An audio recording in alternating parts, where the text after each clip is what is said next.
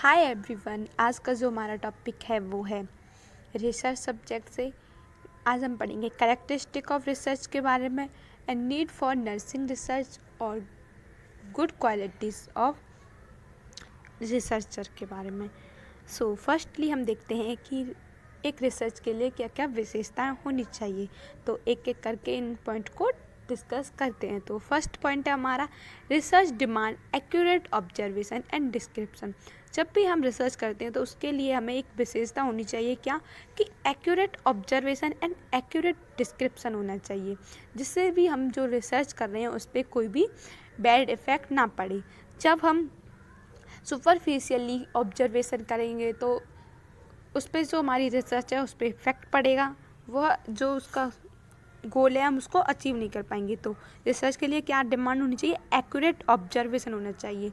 ऐसा नहीं कि सुपरफिशियली हम उसको ऑब्जर्व कर लें, इन डिटेल्स में उसको ऑब्जर्व करेंगे। एंड जो हमारा डिस्क्रिप्शन है, जैसे कि हम क्या प्लानिंग यूज़ कर रहे हैं रिसर्च के लिए, क्या मेथड यूज़ कर रहे हैं, वो हमारा क्लियर डिस्क्रिप्शन होना चाहिए। नेक्स्ट हमारा पॉइंट है research is logical and objective. जो हमारी रिसर्च होती है वो कैसी होनी चाहिए, लॉजिकल एंड ऑब्जेक्टिव। जो रिसर्च कर रहे हैं हम ऐसी होनी चाहिए वो कि ऑब्जेक्टिव, उद्देश्यपूर्वक होनी चाहिए। ऐसा नहीं कि ऐसे ही हम किसी भी टॉपिक या सब्जेक्ट की रिसर्च कर दें। वो क्या होनी चाहिए, बेनिफिशियल होनी चाहिए सबके लिए। नेक्स्ट है research is directed toward the solution of problem. जब भी हम रिसर्च करते हैं या तो किसी क्वेश्चन का आंसर के लिए करते हैं या फिर किसी प्रॉब्लम के सॉल्यूशन के लिए करते हैं। तो जब भी हम रिसर्च कर रहे हैं तो हम अपनी प्रॉब्लम को अपनी ध्यान में रखते हुए उसका सॉल्यूशन देखते हैं, उस सॉल्यूशन का सर्च करते हैं। तो हम जब भी रिसर्च कर रहे हैं तो हमें ये देखना चाहिए कि जो हम रिसर्च कर रहे हैं क्या वो वाकई में प्रॉब्लम का सॉल्यूशन है। तो उसको नज़र अपने ध्यान में रखते हुए हमें प्रॉब्लम का सॉल्यूशन को ढूंढना होता है रिसर्च के अंदर। तो ये इसका कैरेक्टरिस्टिक था। Next, research is carefully recorded and reported. जब भी हम रिसर्च करते हैं तो हमें क्या करना चाहिए, केयरफुली रिकॉर्डेड एंड रिपोर्टेड करना चाहिए, जिससे कि हमारी जो रिसर्च है वो एक इफ़ेक्टिवली तरीके से हो पाए। तो रिसर्च के लिए हमें केयरफुली इसको रिकॉर्ड करना चाहिए। जो भी हमारे नोट्स या फिर रिसर्च डायरी वगैरह होती हैं उनमें हमें क्या करना चाहिए, अपनी जो रिसर्च है उसको रिकॉर्ड करना चाहिए, जिससे हम एक गुड सॉल्यूशन निकाल सकें अपनी प्रॉब्लम का और देन उसको रिपोर्टेड भी कर सकें अच्छे से। नेक्स्ट पॉइंट है research involve gathering new data from primary source और existing data for a new purpose. Research के लिए हमें क्या करना चाहिए, involve gathering new data from primary source. Primary source से हमें न्यू जो डाटा है वो लेना चाहिए, जिससे कि हमारी जो रिसर्च है वो इफ़ेक्टिवली हो सके। जैसे कि जो प्राइमरी सोर्स होते हैं, जैसे कि पहले से भी रिसर्च हो चुकी हैं, उनको हम देख लेते हैं कि क्या मेथड यूज़ हुआ है, किस तरह से रिसर्च की है, पर उसको हम पूरा टोटली कॉपी नहीं करते, बस उसको देखते हैं कि किस तरह से इसमें रिसर्च हुई है। नेक्स्ट हमारा रिसर्च इज़ केयरफुली डिज़ाइन। जब भी हम रिसर्च करते हैं इसको केयरफुली डिज़ाइन करना चाहिए। नेक्स्ट है research requires courage and expertise and knowledge. Research के लिए हमें क्या क्या ज़रूरत होनी चाहिए, रिक्वायर्स होती है करेज। हमें रिसर्च के लिए करेज, मोटिवेशन, इन सब की क्या होती है, रिक्वायर्स होती है। And expertise and knowledge, research के लिए एक हमें रिसर्च करने के लिए हमें हिम्मत होनी चाहिए और हम जो हमारा जो नॉलेज है वो एक्सपर्टाइज होनी चाहिए। नॉलेज है जो हम उसमें एक्सपर्ट हों। रिसर्च के लिए ये डिमांड होती है कि वह जो भी पर्सन है रिसर्च कर रहा है उसमें जो नॉलेज हो वो अपनी एक्सपर्टाइज हो, मतलब एक्सपर्ट हो। नेक्स्ट है research is characterised by patience. जब भी हम रिसर्च करते हैं तो रिसर्च के लिए हमें टाइम की रिक्वायर होती है। तो हम जो भी रिसर्च कर रहा है उसमें पेशेंस होना बहुत ज़रूरी है। तो रिसर्च, क्योंकि रिसर्च टाइम लेता है, ऐसा नहीं कि एक दो दिन में हो जाए। अब हम पढ़ते हैं नीड फॉर नर्सिंग रिसर्च। तो इसका फर्स्ट पॉइंट है discovery new measures for nursing practice.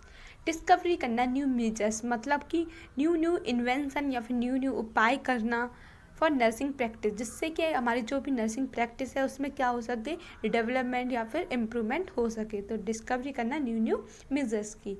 Second है filling the gap in knowledge and practice.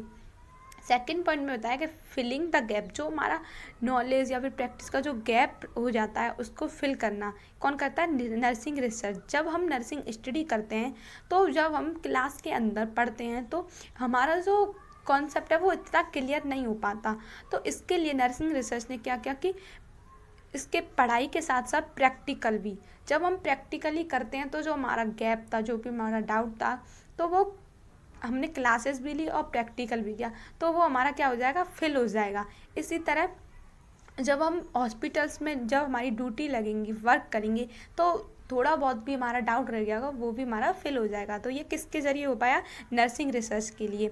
और इसी तरह से जब न्यू इन्वेंशन होते रहते हैं तो वो सिलेबस भी हमारा चेंज होता रहता है, जिससे क्या होगा कि जो हमारी नॉलेज है उसमें क्या होगी, इम्प्रूवमेंट होगी, जो गैप है हमारा वो क्या होगा, फिलिंग होगा। थर्ड पॉइंट है हमारा helping to improve the standard in nursing education. जो नर्सिंग रिसर्च है वो क्या करती है, हेल्प करती है किसको, जो नर्सिंग एजुकेशन है उसके स्टैंडर्ड को इम्प्रूव करने में। फोर्थ है identify the role of nurse in changing society. जो हमारा नर्स का रोल है उसका क्या आइडेंटिफिकेशन दिलाना, कौन दिलाती, नर्सिंग रिसर्च।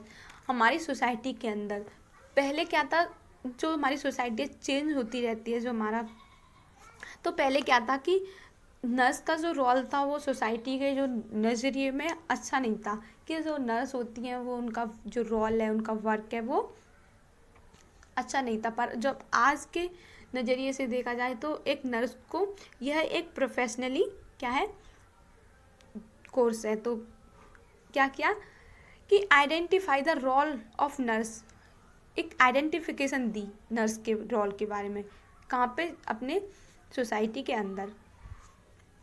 नेक्स्ट है हमारा developing nursing theory which will serve as a guidance to nursing practice and can be organise into a body of scientific knowledge.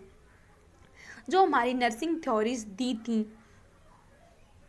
किसके लिए, developing nursing practice, nursing education knowledge के लिए, तो उनमें भी क्या करना, नर्सिंग रिसर्च का चेंजेस करना, उसमें भी डेवलप करना, जिससे कि हम उसको और अच्छे से बेहतर बना सकें और उसको अपना यूज़ में ले सकें, समझ सकें। तो उनमें भी चेंजेस करते रहना। अब हम पढ़ेंगे qualities of a good researcher. जो रिसर्च करता है उसको रिसर्चर बोलते हैं। तो उसमें क्या क्या गुड क्वालिटीज़ होनी चाहिए, रिसर्चर वर्ड से ही हम इसको समझते हैं, इसके कैपिटल लेटर से। तो फर्स्ट है आर, रिसर्च ओरिएंटेड। जो रिसर्चर होता है वो कैसा होना चाहिए, रिसर्च ओरिएंटेड होना चाहिए। मतलब जब वो रिसर्च कर रहा है उसको रिसर्च के प्रति क्या होना चाहिए, इंटरेस्ट होना चाहिए। नेक्स्ट है ई, एफिशिएंट। वो अपने वर्क के प्रति कैसा हो, कुशल पूर्वक, यानी एफिशिएंट हो। नेक्स्ट है हमारा एस वर्ड, साइंटिफिक। जो रिसर्च करे वो साइंटिफिक तरीके से करे। नेक्स्ट है ई, इफेक्टिव। जो अपना वर्क इफेक्टिव तरीके से करे। नेक्स्ट ए, एक्टिव हो, वो अपने वर्क को लेके एक्टिव हो, लेजी ना हो। नेक्स्ट हमारा आर, रिसोर्सफुल, उसके पास रिसोर्स हो।